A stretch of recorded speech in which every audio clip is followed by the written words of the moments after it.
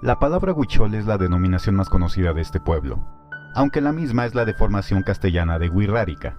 Claro que a sus miembros no les causa mayor conflicto que se refieran a ellos como huicholes o huirráricas. Desafortunadamente, como a prácticamente todos los grupos originarios en todo el mundo, lo rodean muchos aspectos negativos que dañan su estilo de vida, su entorno y sus costumbres, tales como la marginación, la pobreza, falta de muchos servicios elementales básicos en sus comunidades como agua, luz, atención médica, educación, etc. Y si bien algunos de sus integrantes han sobresalido incluso en el extranjero por sus expresiones artísticas y algunos otros están fomentando el ecoturismo, esto no ocurre en la mayoría de su población, teniendo muchas veces la necesidad de salir de sus tierras a otros estados de la República Mexicana o Estados Unidos. Otro aspecto negativo que lo rodea es la pérdida de sus tierras. Claro, esto no es nuevo, pues desde la llegada española comenzaron a perder extensiones de sus territorios. Pero este desposeimiento de tierras no solo fue causado por los españoles, sino por los propios mexicanos y por otros extranjeros, iniciando obviamente en la época colonial. Continuando con la época del México independiente, también se dio en la época del Porfiriato, donde latifundistas les arrebataron tierras por presuntamente no estar siendo usadas y explotadas por los huirráricas. Desposeimiento que sigue hasta nuestros días, lento pero seguro. También tenemos asesinatos de representantes suyos precisamente por defender sus tierras, como ha pasado en los últimos años a manos de grupos delincuenciales. Y lo más reciente, la pérdida de tierras sagradas en Wirikuta por parte de minerías que las están queriendo explotar. Explotación que lleva a la consecuente y lógica contaminación de las tierras y la pérdida de especies de plantas y animales en el futuro. Y finalmente, la tergiversación de sus creencias, realizada en su mayoría por personajes externos a su comunidad, teniendo el ejemplo más claro en el tráfico del peyote, del venado azul del cual hablaremos más adelante. Comercialización de esta planta sagrada para este pueblo, que está siendo sobreexplotada solo para cumplir sueños guajiros o mesiánicos de gente que quiere darse un pasón espiritual, por el mero gusto de hacerlo y de saber qué se siente, sin de verdad entender cuál es la función del peyote, sus simbolismos y sus creencias.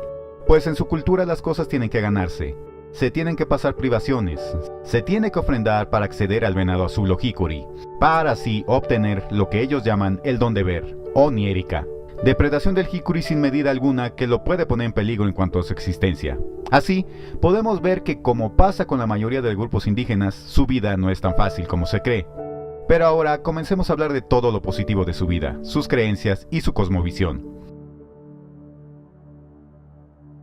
Principalmente los grupos huirráricas están repartidos en 4 estados de México: Nayarit, Durango, Jalisco y Zacatecas.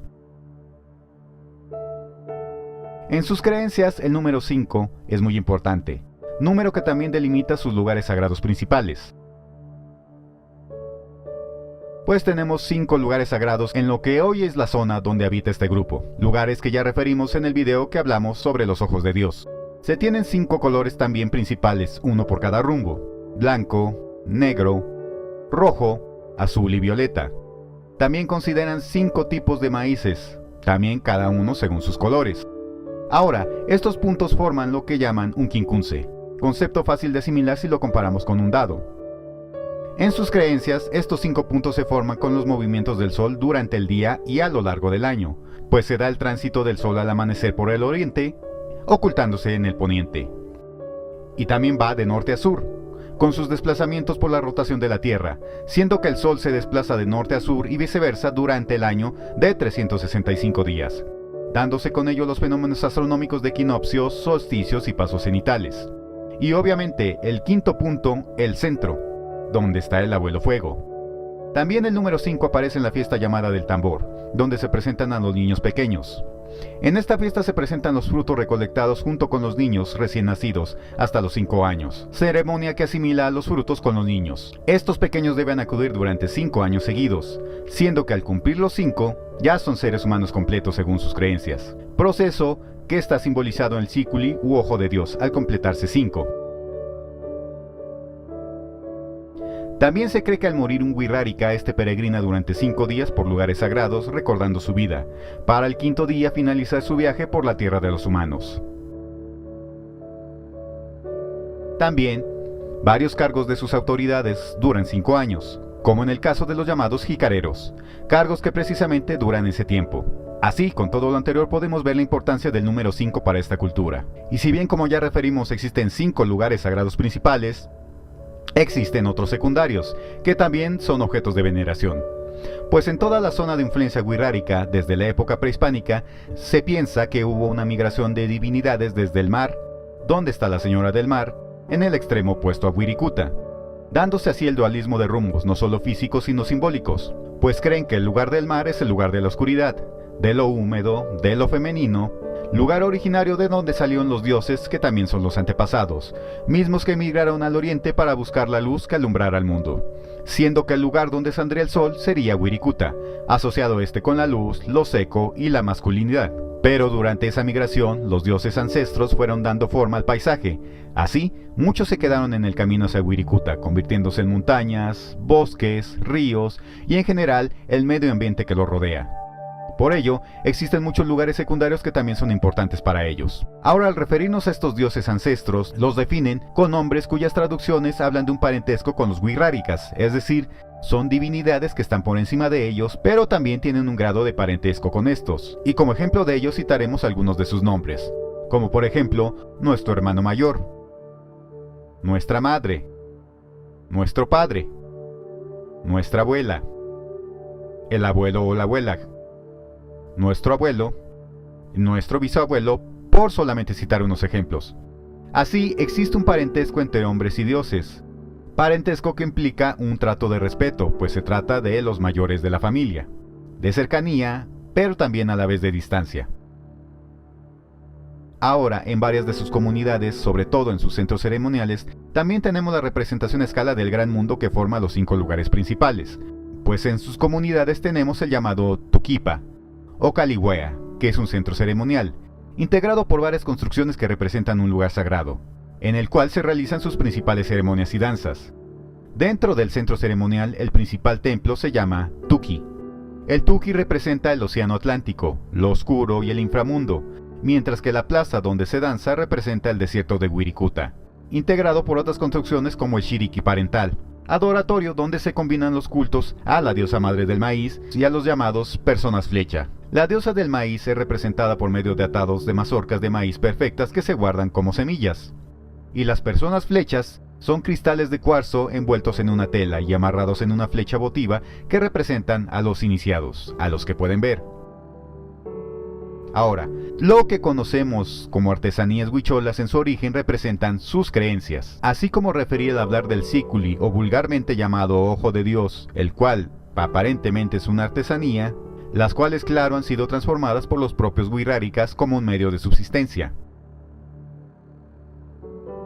Y si tenemos en el sículi un objeto que es mucho más simbólico que solamente un objeto de venta, también en esta ocasión hablaremos de las jícaras y las flechas, las cuales también son vendidas como artesanías, pero obviamente son más que recuerdos para turistas en su esencia. Las jícaras sagradas están bajo el cuidado de una persona que recibe el nombre de jicarero.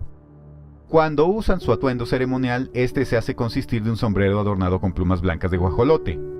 Como dijimos, los jicareros tienen su cargo durante 5 años, siendo que al finalizar es nombrado un nuevo jicarero, los cuales realizan viajes a Wirikuta, siendo que durante este viaje se les conoce como peyoteros, y en esta migración recrean el viaje de los dioses parientes del poniente al oriente para buscar la luz, y obviamente al venado azul, el jicuri.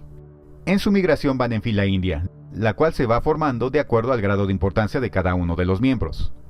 Ya en Wirikuta recolectan el peyote, suben al cerro llamado del Amanecer en la Sierra de Real de 14, donde se considera el lugar donde sale el sol tras vencer a los animales nocturnos, siendo que los peyoteros regresan con el jicuri a sus comunidades y también con ello pretenden atraer consigo las lluvias. Pero volviendo a las flechas votivas y a las jícaras, en cuanto a las flechas creen que nacieron de la cornamenta del venado, junto con las varas emplumadas, mientras que las jícaras creen que se formaron con el excremento del venado, siendo Tamatsi Kauyumari el venado azul, el cual creen que fue el primer maracame, y fue el venado azul quien los inspiró a crear objetos que hoy llamamos artesanías huicholas. Por otro lado, nuestra madre del maíz oscuro y de los pescados se dice que funge como inspiradora principal de las mujeres que son las encargadas de preparar y pintar las jícaras. Estas jícaras son los recipientes que utilizan para beber agua, alimentarse con la sangre de los animales sacrificados, producir fertilidad y descansar. Las jícaras tienen más que ver con el lado femenino, mientras que las flechas son utilizadas por las entidades solares para cazar al venado y luchar contra las fuerzas de la oscuridad, donde los lanzadores de flechas son el sol, y el hermano menor de estos es el joven estrella, la estrella de la mañana, que es Venus. Así tenemos un dualismo en la flecha y la jícara, pues la flecha, en sus centros ceremoniales, es representada por los edificios llamados Siriki, y la jícara representa el Tuki. La jícara es el poniente y el abajo, y la flecha el oriente y el arriba, siendo que el cargo de jicareros del Tukipa es masculino. Pero como dijimos, las jícaras son elaboradas por las mujeres. Continuando con sus objetos rituales, podemos encontrar dos colores prototípicos, el rojo, llamado Zeta, y negro, Yiwi. El color rojo asociado con el oriente, con las entidades solares masculinas y la estación seca, el cual se opone al negro, que se refiere al poniente, las entidades acuáticas femeninas y a la estación de lluvias. Claro que el rojo y el negro se pueden desplegar en varios colores más, ya que el color rojo puede ser reemplazado por cualquier color que se refiere, según los Wirrárikas, a la luz del día, como por ejemplo el amarillo, el blanco, el anaranjado, entre otros más, considerados generalmente como colores cálidos y claros. A su vez, el negro es equivalente a colores vinculados con la oscuridad, como por ejemplo el azul, el verde, el gris o tonos clasificados en Occidente como fríos y oscuros, siendo que por ejemplo las flechas son pintadas con sangre de animales sacrificados, dándole una relación con el rumbo oriente donde nació la luz. Pero además, las jícaras, que dan nombre a los cargos de quienes los portan, representan divinidades ancestrales. Pero esta divinidad a su vez encarna en los jicareros durante el tiempo que dura su cargo, teniendo así que la divinidad ancestral que descansa en la jícara encarna en el jicarero. Así, cuando vean una artesanía de tipo jícara wirrárica, esto es lo que está dentro del simbolismo de ella.